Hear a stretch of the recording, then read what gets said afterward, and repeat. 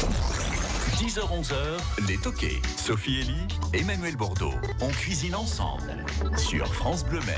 Bonjour à toutes et à tous, bienvenue à table. On cuisine ensemble avec les chefs, artisans, producteurs et avec vous. Vos recettes de la maison, venez les partager avec nous sur France Bleu Maine. On vous attend au 02 43 29 10 10 avec une thématique que va nous dévoiler notre spécialiste culinaire Emmanuel Bordeaux. Bonjour. Bonjour Sophie, bonjour à tous. On va s'intéresser aux flancs de légumes et puis s'il nous reste un peu de temps, en fin d'émission, aux flancs pâtissiers, tout simple. On verra qu'il y a quand même des différences. On ne met pas de farine par exemple dans le flanc de légumes. On verra ça avec nos spécialistes du jour. Peut-être qu'ils en mettent, mais moi j'en mets pas en tout cas. Vous n'en mettez pas. Juste des œufs, de la crème et des légumes et on arrive à avoir un accompagnement vraiment sympa, notamment pour les enfants. Je suis sûr qu'à la maison vous en faites des flancs. Venez nous donner vos recettes. 02 43 29 10 10. Vous arrivez tout de suite sur France Bleu Maine et nos invités, nous allons vous les présenter dans une seconde et demie. Vos questions, vos recettes, votre avis, appelez-nous 02 43 29 10 10. On cuisine ensemble sur France Bleu Maine. Et c'est parti avec cette thématique sur les flancs avec Hervé Aumaille charcutier. Bonjour Hervé. Bonjour Sophie. Et Bruno Lemarchand, le chef de la Récré. C'est un tout nouveau resto. Bonjour Bruno. Bonjour à tous. On dit tout nouveau, mais en fait c'est un resto qui a changé de nom et d'enseigne. On s'est un petit peu transformé, oui. Avant c'était patates et potins et on a voulu élargir un petit peu notre cuisine et s'ouvrir aux légumes. D'accord. Donc c'est le même patron. Voilà. Même équipe que depuis 7 ans et on change juste la décoration et le thème du restaurant. Là c'est rue Gambetta au Mans. Avec et vous avez raison Bruno, pas la pomme de terre n'est pas un légume, c'est un féculent. Ah oui, en tout plus. à fait. Oui, il faut connaître, ça c'est très important. Voilà, le légume, en effet, là on ne peut plus l'utiliser, c'est la belle saison. Vous en faites des flancs de légumes et ça passe souvent très bien pour le public qui vous rencontre. Alors là, depuis notre nouvelle carte, oui, donc on a intégré dans la carte des flancs de légumes et c'est vrai que ça marche beaucoup et même sur des plats qui ne sont pas accompagnés de ça, on me demande d'échanger certains condiments et de le remplacer par ça. Donc oui. Et c'est pourtant très facile à faire en plus. Super simple. Voilà. Ça plaît aux enfants parce qu'il y a un esprit enfantin que vous avez donné un peu comme un clin d'œil à votre restaurant. Donc les enfants qui n'aiment pas trop les légumes, enfin c'est toujours compliqué de faire manger des légumes aux enfants. Vous trouvez des petites astuces. Le flan, ça passe bien ? Ça passe bien parce qu'en fait, pour les enfants, faut le mouliner comme ça. Du coup, c'est mélangé avec les œufs, avec la crème, et voilà. Du coup, ils n'ont pas les morceaux et forcément, c'est plus facile à avaler pour eux. C'est ce que vous disiez tout à l'heure, Emmanuel, morceau ou pas morceau, ça c'est ce qu'on va voir. Et c'est le côté pré-mâché aussi de notre alimentation maintenant aussi. Bon, si ça peut faire passer quelques brocolis et quelques courgettes pour les enfants, c'est pas mal. Et Hervé, en traiteur, Hervé Aumaille, vous en faites aussi pas mal des flancs. Hein. Oui, au magasin régulièrement. Alors moi, par contre, je laisse les légumes en morceaux. J'aime bien avoir le croquant. C'est important, voilà. Mais on passe par toutes les sortes de légumes. Le principal, c'est que le légume soit bien cuit avant d'aller dans le flan.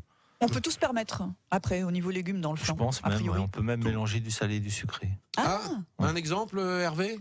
On peut mettre un petit flanc de brocoli avec quelques morceaux d'ananas poêlés dedans. D'accord, ouais, c'est pas mal. Mais c'est vrai que c'est un espace de créativité, le flan. On n'y pense pas souvent comme ça, mais c'est vrai.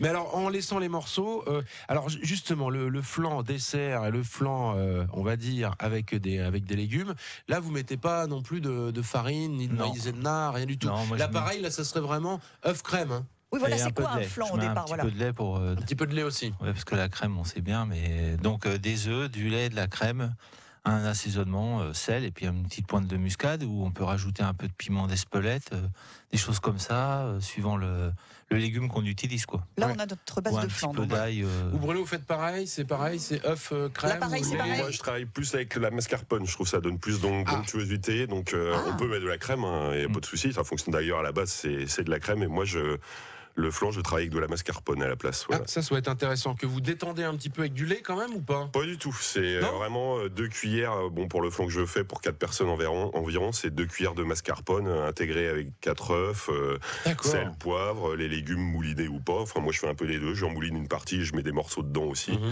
Et un petit peu de gruyère ou de parmesan. Et voilà. C'est parti. Et au niveau de la texture, alors avec la mascarpone, qu'est-ce qu'on va... Après, ça va être quoi la différence ? Faut passer au mixeur.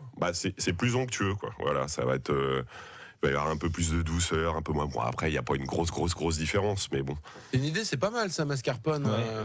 Ouais. Nous, on utilisait cette façon-là parce qu'on les, en partie traiteur, quand on les fait dans des petits alus, ça permet de démouler, de mettre directement sur le coin de l'assiette. Il y a la partie réchauffage dans une salle et ainsi de suite. Donc, faut quand même prendre une marge de sécurité, avoir un flanc qui se tienne bien. Qui se tient, voilà. Faut comme disait Charlotte tout à l'heure. Bah oui, parce que voilà, le côté flan. Et d'ailleurs, vous avez parlé du flan pâtissier pour le dessert, mais il y a aussi le flan pas pâtissier. Il existe les deux sortes en dessert. C'est-à-dire Eh ben, il y a le flan pâtissier et le flan. C'est pas la même chose. Je sais pas, je pense que c'est la même chose. Mais non, pour moi, le flan pâtissier, il a au-dessus, il a une peau en fait au-dessus et une croûte en dessous, et une pâte. Après, c'est une crème prise. C'est-à-dire type crème caramel, juste des œufs, du lait et du sucre. Et alors, on n'appelle pas ça un flan. C'est la crème, le flan aux œufs, on appelle ça aussi. Flan aux œufs, Ah oui, d'accord. Moi, je voyais ça aussi. Nous, on fait des crèmes caramel, mais on est obligé de les dorer. On met un caramel dans le fond. On met cet appareil-là, du lait, du sucre et des œufs. Et par contre, on les cuit au bain-marie, mais à une température assez élevée pour qu'ils soient dorés un petit peu. Voilà. En restauration, ils font une crème prise, on appelle ça. Et il n'y a pas de pâte en dessous sur le flan pâtissier. Non, voilà, c'est ça. Il n'y a pas de pâte au-dessous. Alors après, comment ils appellent ça quand il y a une pâte en dessous? C'est un flan aussi, mais une tarte au flan. Oh là là, c'est vraiment un vrai débat. Vrai débat de fond ce matin. Ça va loin, là. Ça pour va y loin. participer. Oui. On vous attend au 02 43 29 10 10. On a cherché une petite chanson qui parlait de flan et vous m'avez dit, Manuel, mais si, il y en a une, voyons. Celle-là, celle-là. C'est matelot, c'était moi, j'étais parigot. J'étais bon comme la romaine, rusé malin comme une hyène, musclé comme un flan au pruneau, musclé comme un flan au pruneau. Qui chante, c'est quoi cette chanson? Venez nous dire au 02 43 29 10 10. Qui chante le flan au pruneau? Et si vous le cuisinez au pruneau ou à autre chose, et même aux légumes, indice d'Hervé. vous êtes les bienvenus. Ta. France Bleu, 10h-11h sur France Bleu Maine. On cuisine ensemble. Emmanuel Bordeaux, Sophie Elie. Et Bruno Le Marchand, la récré, c'est au Mans. Et Hervé Aumain, la charcuterie du Pré, c'est au Mans aussi. Qui chante, on vous en repasse un petit bout, juste. Malin comme une hyène, musclé comme un flan au pruneau. Musclé comme un flan au pruneau. Le flan au pruneau et à plein d'autres choses. C'est la thématique ce matin. Vous nous appelez si vous avez reconnu le chanteur et si vous avez une petite recette de flan à nous donner. 02 43 29 10 10. Hervé, une recette de flan. Un flan. Alors, pour un flan salé, par exemple, donc moi, à la base, ce que je prends, pour 1 litre, c'est un demi-litre de lait. Donc là, on utilise toujours le lait de bonne étable, bien sûr. Eh oui, Marilyn, on la salue. Voilà. Souvent, on la salue souvent. On la salue souvent, Marilyn, mais il est tellement bon, son lait est tellement simple. Voilà. C'est le lait du Pied de la Vache, tout simplement. Tout simplement. Et avec ça, vous faites vos boudins blancs aussi. Vous faites toutes les fabrications, les appareils pour les quiches, les tartes et tout ça, quoi. Et ça, c'est parfait. Bah ouais, mais ça donc, alors, un demi-litre de lait, un demi-litre de crème liquide. Après, je mets 8 œufs. Alors, depuis peu, on travaille avec les œufs fermiers de Loé. Donc, on n'a plus que ça comme œuf à la maison, bien sûr. Donc, on bat les œufs, on rajoute le lait, la crème, 10 grammes de sel fin, une petite pointe de muscade. Et ça, c'est la base que j'utilise pour faire tous les flans de légumes, quoi. Voilà. On s'arrête juste là, Hervé. Donc vous remplacez le lait par la mascarpone. Oui. Donc là, le mélange, ça serait quoi, vous, pour la recette que vous allez donner? On va faire pas alors comme là, ça sort pas directement du Pied de la Vache. Ah non, la mascarpone, non, faut le transformer avant. Un travail italien en plus. Donc moi je prends environ 400 grammes de légumes, j'en mouline 300 grammes. Alors en ce moment je fais brocoli, petits pois, j'aime bien mélanger deux légumes. Donc je mouline 300 grammes de brocoli, je garde quelques têtes pour planter au milieu, servir en décoration. Et puis vous avez cuit avant, les brocolis. On a cuit, bien égoutter. Il faut éviter faut que ça cuise très longtemps effectivement et bien égoutter pour pas que l'eau ressorte à la cuisson. Et je mélange avec 4 œufs, un peu de sel, un peu de poivre, on assaisonne comme on aime. 2 belles cuillères de mascarpone, 2 poignées de gruyère ou de parmesan, on peut remplacer tout ce qui est fromage fondu. Bon, moi c'est plutôt gruyère en ce moment, mais je peux le faire aussi au parmesan. Et après on beurre, moi je fais ça dans des petits moules individuels, donc je beurre les moules et je renverse la mixture dedans et 40 minutes au four. Voilà. D'accord, mais pas au bain-marie. Ah si, oui, dans la cuisson au bain-marie, oui, important. Hervé, la cuisson se fait au bain-marie aussi. Maintenant, suivant le four qu'on a, moi je suis plus à la cuisson au bain-marie. Eh oui. Parce qu'on met un petit peu de vapeur mélangé avec les fours à air le four statique. Oui, ça dépend ce qu'on a. Et donc je mets à peu près 7-8% de vapeur et je les cuis 35 minutes à 40 minutes. On a sonné, je crois, c'est Mireille. Oui, mais on finit les recettes avant. Merci, bonjour Mireille. Bonjour Mireille. Bonjour. Ça va Mireille? Elle est à Allonne, Mireille. Oui, je suis là. Qui chante le flan au pruneau, ma chère Mireille? Je pense que c'est Renaud. Oui, c'est Renaud qui chante le flan au pruneau. Et vous, Mireille, est-ce que vous cuisinez un petit peu le flan à la maison? Ah oui. Alors qu'est-ce que vous faites? Oui. Oui. Recette, Mireille, s'il vous plaît.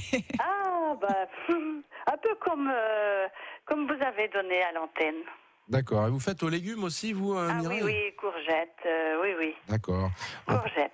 Courgettes notamment. J'aurai une recette de flan de courgettes aussi dans un instant. Que vous allez nous donner, Emmanuel. Ce sera du brocoli parce que ça va être plus maintenant. Elle suit la saison. Voilà, Mireille. Exactement. Et Michel, elle, à Saint-Marc-d'Outillier, elle fait comment? On va lui demander. Bonjour Michel.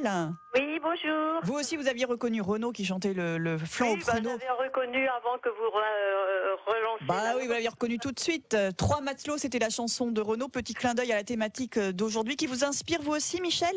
Oui, si, j'aime bien. De toute façon, j'aime bien cuisiner et des flans courgettes, petits pois. Enfin, je fais des mélanges aussi, brocoli. Et sinon, avec les pruneaux, je fais le phare aux pruneaux. Ah oui, alors le phare breton, c'est un flan finalement. Le phare, ça se rapproche. C'est plus une base de clafoutis. Des œufs, un peu de farine. Et voilà. On peut mettre de la crème fraîche si on veut, quoi. Comme il y a de la farine dedans, on va plus vers le clafoutis, c'est ça, un goût c'est plus pâtissier. Bon, il en faut un petit peu, sinon c'est trop mou. Quand même, parce qu'avec la quantité, je mets un peu de farine ou maïzena. Michel, merci d'avoir participé, de nous avoir donné votre petite recette à vous. Vous êtes les bienvenus à tout moment au 02 43 29 10 10. Et vous, Emmanuel? J'y pensais à l'instant. Pourquoi on met pas justement de farine dans les flancs de légumes? C'est parce que c'est le légume qui va apporter l'esprit farine, j'ai envie de dire. C'est ça qui va venir figer aussi, puisque le légume, il va dégager des choses. C'est l'œuf qui fait tout au départ, mais qui fige le flan, quoi. D'accord. Donc on en était à votre préparation, Hervé. Après, vous mettez quoi? Vous cuisez les légumes aussi avant. Les légumes. Et puis je rajoute dans certains, comme au poireau, je fais une petite fondue d'échalotes pour mettre dedans. Actuellement, on va en faire avec. C'est la saison des champignons forestiers. Ouais. Autrement, j'en fais au moment des fêtes avec des châtaignes, en mettant un peu d'échalotes déglacées au Porto à l'intérieur. Il y a plein de possibilités. D'accord. Tout ça, il faut faire les pré-cuissons avant. Alors, on s'arrête tout au niveau de la cuisson du légume? Cuisson totale du légume. D'accord. Par exemple, un flan aux champignons, comme on fait régulièrement avec des tout petits champignons miniatures, il faut que les champignons aient bien sué, puis après les faire revenir pour bien les marquer, pour avoir du croquant dans le flan. Mais si vous faites un flan de courgettes, que vous cuisez pas les courgettes, elles seront toujours crues dedans et elles vont toutes rejeter l'eau. On cuit toujours. En revanche, elles ne seront pas trop cuites une fois qu'on aura cuit le flan. Non. Emmanuel, vous aurez une recette de flan aux champignons dans un instant à nous donner, puisqu'on continue de parler des flans ce matin, évidemment aussi les recettes de Bruno, de Hervé, puis on va déguster quelques petites choses que nous a amené Hervé Aumaille. 02 43 29 10 10. On cuisine ensemble sur France Bleu Maine. Et quelque chose d'aussi simple que le flan, on peut être créatif avec cette thématique qu'on vous propose aujourd'hui dans les toqués, Emmanuel. Les champignons, ça c'est formidable. On peut utiliser évidemment le champignon de Paris, messieurs, il n'y a pas de problème, ou alors les champignons qu'on va trouver là. Belle pluie, il fait encore un peu bon, à mon avis, ça va sortir dans les bois là, avec le cèpe, avec les girolles éventuellement. Donc ce qu'on fait, alors moi je fais à peu près la même recette que vous, Hervé, sauf que au moment où je fais revenir les champignons dans la poêle, une fois qu'on les fait suer, ça rend beaucoup d'eau à ce moment-là, le champignon. Et moi je vais récupérer cette eau et après je la mettrai dans l'appareil. Comme ça va booster un peu le goût. Il en pense quoi, Hervé? Tout à fait. Après, il faut voir la proportion avec les œufs pour arriver à garder un flan qui se tienne, mais on peut tout à fait rajouter du champignon. Je pense par exemple si on fait des morilles. Ouais, voilà, parce que ce jus de champignon, c'est vrai que sinon après ça peut s'évaporer évidemment dans la poêle, mais en récupérant le jus et en rajoutant à l'appareil, ça va rajouter Bruno, un goût supplémentaire. Ouais, ça va prononcer un peu le goût du champignon sûrement. Ouais. Et ça va pas forcément liquéfier comme vous dites. Il faut avoir le juste milieu justement pour que le flan se tienne toujours. Après, quand on rajoute trop de liquide, il y a le risque que le flan il s'écroule. Voilà, mais du coup avec la mascarpone, ça va bien tenir. On peut rajouter un peu de liquide dans ces préparations-là. On passe au sucré déjà ou on continue sur le salé avec nos invités, Sophie? Alors on peut peut-être, il y a du sucré dans ce que nous a amené Hervé, mais pas seulement, je crois, Hervé. Non, c'est que du sucré. C'est que du sucré ici. Alors passons au sucré dans ce cas. Voilà. Qu'est-ce que vous avez fait de la création là sur le flan. Donc là, j'ai fait un flan pâtissier classique avec des œufs, du lait, un petit peu de maïzena et de farine, un peu de vanille. Et dans celui-ci, j'ai rajouté juste au moment qu'il est cuit, qu'il n'y a plus qu'à le mouler j'ai fait un fond de feuilletage pour mettre en dessous dans un moule. Et donc, j'ai rajouté des pépites de chocolat. Il faut les mélanger assez vite pour pas que le chocolat se fonde carrément dans le flan. Donc là, pour 1 litre, j'ai mis 100 grammes de pépites de chocolat et 50 grammes de noix de coco râpée. D'accord. Et à peu près à peine une petite cuillère de rhum pour donner un petit parfum exotique, quoi. Vous n'aviez jamais fait ça avant? C'était là Si, ça m'arrive de le faire. Je le fais aussi avec des fruits rouges. C'est excellent aussi avec des fruits rouges, de l'ananas. Il y a plein de possibilités. Tout ce qu'on peut mettre dans un clafoutis, on peut le mettre aussi dans un flan. D'accord. Après, on a vraiment la base du flan pâtissier. Hein, là. Voilà, c'est ça, c'est la base. Après, une cuisson à 200 degrés pour cuire la pâte, et ensuite pour bien dorer le dessus, une cuisson qui dure à peu près 25 minutes. D'accord. Moi, c'est le coup de gueule. Voilà, c'est quand vous achetez de la poudre à flan, voilà, en supermarché. Je l'ai déjà fait, Emmanuel. Oui, non, mais je comprends. Mais alors, le problème, c'est que la poudre à flan, c'est quoi, Hervé? C'est un mélange de maïzena et de farine avec un arôme, voilà, poudre de lait avec un arôme. Et regardez le prix au kilo. Vous voulez dire que c'est aussi simple à faire soi-même? Mais en fait. c'est carrément plus simple. C'est des œufs, du lait, hein, tout simplement, voilà. un peu de farine et d'ailleurs, malheureusement, ça se perd un peu dans certains établissements. Le flan, il y a même des commerciaux qui proposent des préparations de flan à froid. Alors là, c'est quoi ça? Vous mélangez tout et vous mettez à cuire. Voilà, votre flan est fait, quoi. D'accord. Alors que regardez au kilo ce genre de préparation, ce qu'ils appellent la poudre à flan. Il suffit de mélanger, voilà. Oui, mais moi je vous avoue que je me dis que je vais pas réussir à faire un flan pâtissier moi-même. En fait, si, c'est très facile à faire. Oui, tout à fait. Il n'y a aucun souci. Voilà, farine. On fait quoi, 50-50 50 maïzena, 50 farine. Pour 1 litre de lait, je peux vous donner la recette. Ouais. Donc 1 litre de lait, moi je mets 200 grammes de sucre parce que le flan est très sucré aussi. On peut diminuer après. Le sucre semoule et je le mets à chauffer avec le lait et je garde un petit peu de lait pour mélanger mes œufs entiers. 80 grammes de farine en mettant 40 de farine et 40 de maïzena pour 1 litre. Puis après, la vanille, vous parfumez. Quand on en fait aux framboises, on met un petit peu d'extrait de framboise dedans pour le rehausser, quoi. Bruno, c'est très vite fait. On risque pas de trouver de la poudre de flan chez vous à la récré. Non, tout est fait maison. Donc, en ce moment, je cuisine pas de flan en dessert, donc je suis pas un spécialiste là-dessus. Le dessert, c'est pas vous, à la récré. Non, c'est ma compagne qui s'occupe des desserts. Voilà. Mais après, on peut continuer à donner aussi des recettes salées. Il n'y a pas de problème. C'est quoi la meilleure alliance pour le flan de légumes? On serait quoi? Ce serait brocoli, c'est pas mal. Il n'y a pas d'alliance en fait. On va essayer de travailler avec des produits de saison et tout fonctionne avec le flan. On peut, comme vous dites, les champignons. Moi, en ce moment, ça va être très potimarron, brocoli.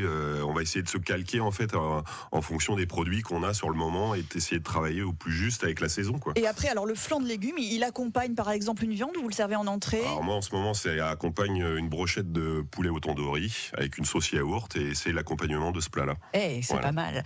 Je vous propose d'aller chercher les petites cuillères pour goûter. Je vais faire ça. Pour goûter les desserts d'Hervé. Et puis on y revient. Allez, à tout de suite. 10h-11h sur France Bleu Maine. On cuisine ensemble. Emmanuel Bordeaux, Sophie Elie. Vous avez une pépite de chocolat collée à la dent, Emmanuel. Pardon, excusez-moi.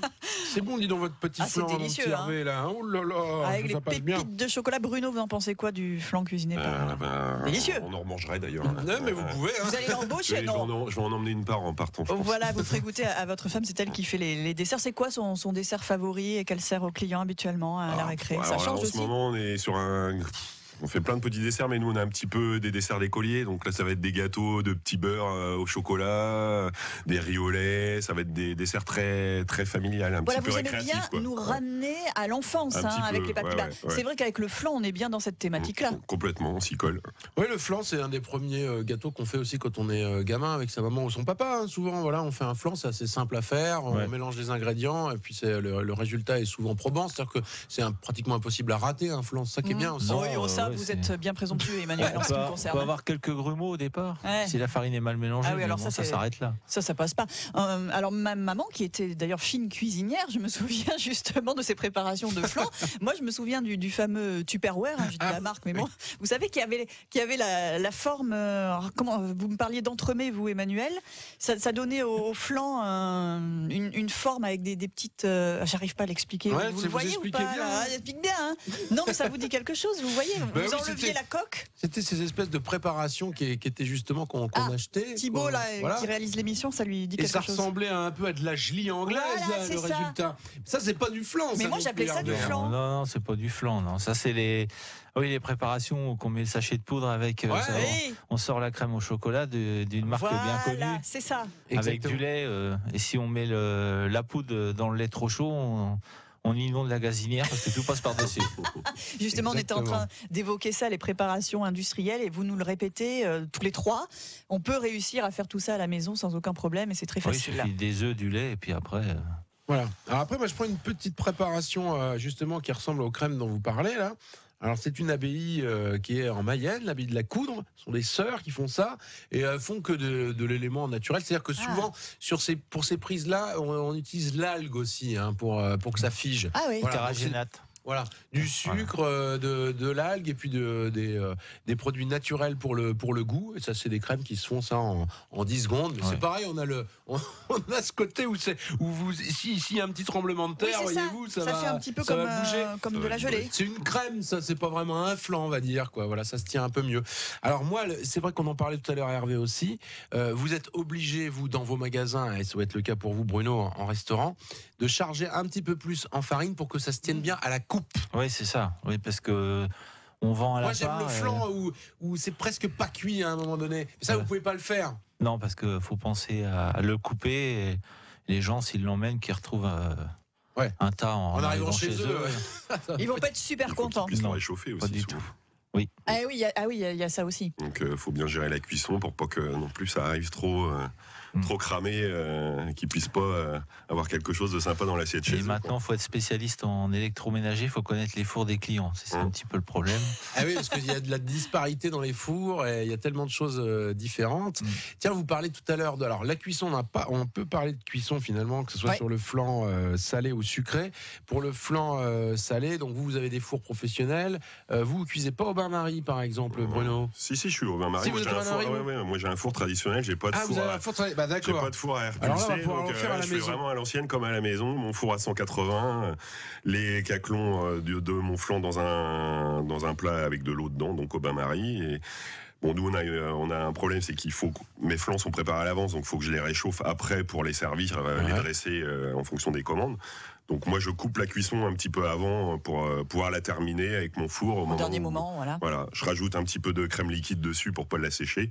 Et je réchauffe 5-10 minutes après. Pas mal, ça, si on fait la préparation le matin, on les invite le soir, on remet un tout petit peu de crème liquide, on refait chauffer, là au bain-marie toujours? Non, là je fais pas au bain-marie, là c'est vraiment sec, c'est plus pour cuire, là c'est vraiment pour le réchauffage. Il paraît que c'est meilleur, je lisais ça ce matin, il paraît que c'est meilleur justement les flans légèrement réchauffés, mais alors sur une période assez courte, sur 12 heures, parce que après au bout de 24 heures, 48 heures, non, ça tient encore ça, Hervé? Ou alors ça va croûter un peu? C'est pas non plus un bœuf bourguignon, on va pas le réchauffer. Non, faut un flan 48 heures, c'est déjà pas mal. Maxi, voilà, c'est ça. Maxi. Il faut surtout que les gens le réchauffent. À la limite, même ça commence à se faire, mettre un petit récipient, un plat avec un peu d'eau dans le four. Les réchauffer à 150 degrés tout doucement, ça se réchauffe très bien. Et ça va être meilleur que quand ils sortent. Mais surtout pas au micro-ondes, comme on voit quelquefois. Le flan, il explose. D'accord. Attention, danger. On va goûter le deuxième dessert d'Hervé. On se retrouve dans un instant. 10h, 11h sur France Bleu Maine. On cuisine ensemble. Le flan, les flans, sucrés, salés avec Hervé Aumaille, avec Bruno Lemarchand et Emmanuel Bordeaux. Et alors là, on est plus près de ce qu'on appelle la crème aux œufs, avec le dessert. C'est la crème aux œufs, la crème prise, quoi. On peut la faire avec caramel ou sans caramel. Ça, c'est super bon aussi. Ben voilà, je n'ai jamais réussi à imiter Valéry Giscard d'Estaing. Il faudrait appeler Bruno Vandestick parce qu'il l'imite très bien. Oui, il imite très bien, mais finalement, il suffit de prendre un peu de crème aux œufs. Un flan. Marche. La petite recette, Hervé, pour faire ça. Il y a des œufs là-dedans. Crème aux œufs. Là, c'est très simple. On prend 1 litre de lait. Moi, je suis pas sur 1 litre de lait. 150 grammes de sucre semoule. On casse 8 œufs. On émulsionne bien les œufs avec le sucre. Ensuite, on met le lait chaud sur la préparation. Après, si on veut un caramel, donc là, c'est un caramel à sec avec du sucre, tout simplement, mais démarré à sec. Et autrement, on met ça dans un plat et puis une cuisson. Alors, il y a plusieurs sortes de cuisson. Nous, on a une cuisson qui est plus forte en température à 180 degrés pour avoir un aspect doré. Mais la vraie crème prise, on la cuit assez longtemps en dessous de 100 degrés. au bain-marie en cuisson très lente et après on peut démouler et mettre un caramel dessus. D'accord. Bruno, votre femme, elle en fait des petites crèmes aussi comme ça. Ça, c'est flatteur aussi au palais souvent. Voilà, en dessert, c'est très bien. Les crèmes, ça marche bien. Dessert du jour, une crème aux œufs, des crèmes caramel, des crèmes au chocolat. Tout ça, c'est du basique, mais ça marche forcément tout le temps. Quand c'est fait maison, surtout. Alors, quelle est la différence entre la crème aux œufs et les œufs au lait? Mais oui, je sais, j'ai des questions terribles. Mais... C'est la cuisson qui va changer là. Ouais, c'est la cuisson. C'est de la famille des crèmes prises qu'on appelle. Donc c'est juste des œufs et du lait. Ça se ressemble tout ça. Ouais. Alors après, moi ça m'arrive, on peut faire un petit gratin de fruits. Après, on peut rajouter des framboises. Quand c'est la saison des framboises fraîches. Et à la sortie du four, on peut mettre un petit peu de sucre de canne et les brûler un peu comme une crème brûlée. Après, vous avez ça change un peu. Les œufs au lait, il y a plus d'œufs que dans une crème comme ça. Ah oui. C'est pour ça qu'on appelle ça les œufs au lait. Merci Emmanuel, vous avez répondu à ma question. Il nous reste quelques petites secondes pour donner l'actu de la charcuterie du Pré. Facebook à présent, Hervé. Eh oui, depuis 15 jours. Quelle modernité. Sous l'impulsion de ma fille aînée, on a la page Facebook. D'accord. Voilà. C'est la plus vieille charcuterie du Mans. On a quoi, 127, 128 là? On doit être dans ces eaux-là à peu près. 128 ans et voilà, Facebook. Allez, on a un petit thème dans les photos. On fait les rillettes en balade, donc les gens s'y vont voir. D'accord. La dernière, c'était un pot de rillettes sur la plage de la Baule qui s'est trouvé à se promener. Comme par hasard. Bientôt sur Mars, peut-être. Oui, c'est possible. C'est pas moi qui y étais. Bruno, la récré, esprit enfance avec ce resto qui s'appelait avant Patate et Potin. Et qui est devenu la récré avec ouverture tous les jours quasiment. Tous les jours sauf le dimanche et le mercredi soir. Et ben voilà. Moins de patates, plus de légumes. Voilà, on a élargi un petit peu notre cuisine, on fait un peu plus de choses, un peu plus variées. Et c'est toujours rue Gambetta. Toujours au même endroit, toujours avec la même équipe. Merci messieurs. Au revoir. France Bleu Maine, les toqués. Et on va cuisiner quoi demain, Emmanuel? Demain, on va cuisiner de la volaille, puis on va évoquer un petit peu la semaine du goût qui arrive très prochainement. Et tous les ans, à la petite auberge de Malicorne-sur-Sarthe, ils font un menu spécial. Et on recevra Gwenaël L'Huissier, c'est l'éleveur en chef, j'ai envie de dire, de la poule Le Mans. Oui. Ah, la poule Le Mans. Formidable. C'est formidable. C'est formidable. À demain. Oui. France Bleu, Maine.